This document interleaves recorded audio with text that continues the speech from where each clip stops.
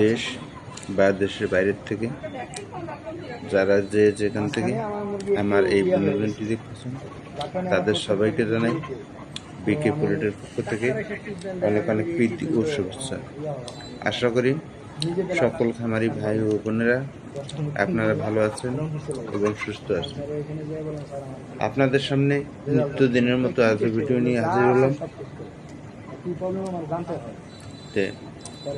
আমি আপনাদেরকে নিত্য নতুন কিছু বিষয় নিয়ে আপনাদের সামনে হাজির হই। আজও সেরকম নিত্য নতুন কিছু বিষয় নিয়ে হাজির হলাম। যেমন অনেক খামারি ভাই বোনেরা আছেন যারা পুলেট সংগ্রহ করে খামার করে, তাদের জন্য এই ভিডিওটা খুবই গুরুত্বপূর্ণ। ভিডিওটা না টেনে পুরো ভিডিওটা দেখবেন এবং চ্যানেলটাকে অবশ্যই সাবস্ক্রাইব করে বেল আইকনটি অল করে চ্যানেলের সাথেই থাকবেন। তাহলে সবার আগে নিত্যদিনের মতো ভিডিও আপনাদের কাছে পৌঁছে যাবে। তাই আমি চাই আপনারা ভালো পুলেট সংগ্রহ করেন এবং ভালোভাবে খামার করেন এবং খামারে লাভবান। তা পুলেট সংগ্রহ করার আগে আপনাদেরকে কিছু বিষয় জানা থাকা দরকার, কারণ লেয়ার মুরগি পালন করতে গেলে আপনাদেরকে কিছু না কিছু বিষয় জানা থাকা দরকার, না হলে আপনারা লেয়ার পালন করতে পারবেন না।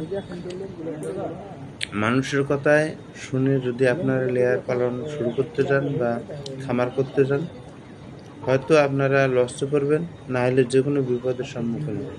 তাই আমি বলতেছি, অবশ্যই লেয়ার খামার করার আগে লেয়ার মুরগি সম্বন্ধে কিছু বিষয় আপনাদের জানা থাকা দরকার।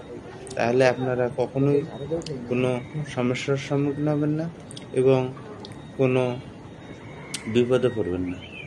তো যাই, আর কথা বেশি না বলে মূল কথায় চলে যাই।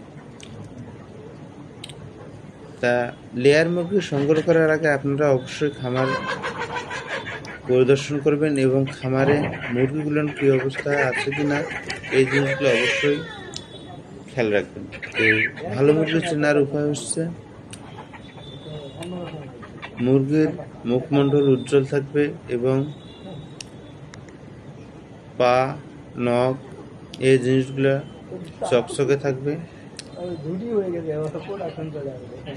আর বিশেষ করে আরেকটা কথা, সেটা হচ্ছে যদি লেয়ার মুরগি ফুলেট যদি মাছটার মধ্যে হয়, সেক্ষেত্রে আপনারা খেয়াল করবেন মুরগিগুলো